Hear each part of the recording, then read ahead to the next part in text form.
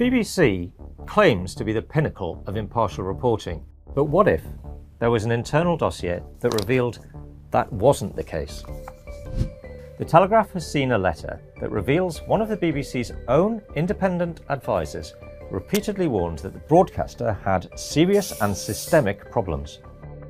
A week before the US election, BBC Panorama released a documentary called Trump: A Second Chance, and in it they played the following clip. We're going to walk down to the Capitol, and I'll be there with you, and we fight. We fight like hell. But Trump didn't in fact say this at all.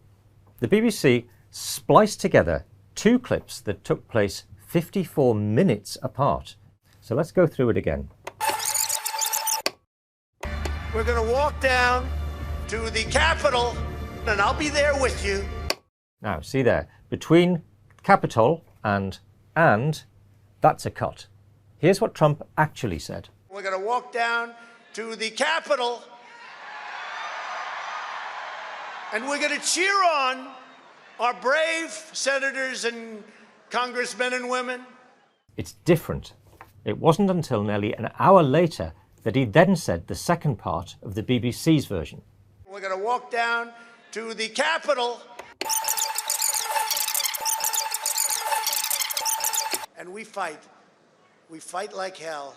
But irrespective of your personal views on Trump, the question remains, how is a national broadcaster funded by taxpayers on the premise that it will provide impartial reporting allowed to splice together content in a way that one of its own advisers said materially misled viewers? And we're not even done yet.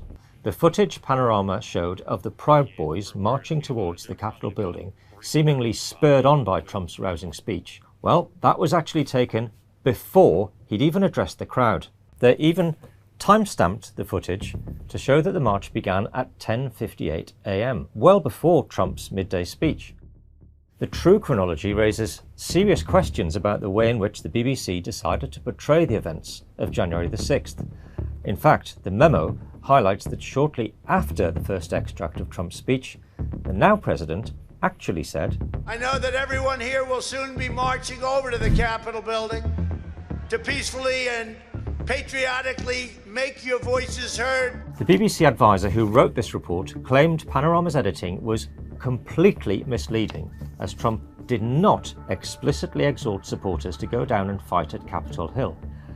They even pointed out that this was a key reason why he didn't face federal charges for incitement to riot. The BBC's Editorial Guidelines and Standards Committee member who wrote this memo raised all of these concerns, among others, with the BBC executive, but they were dismissed, ignored, and even accused of cherry-picking.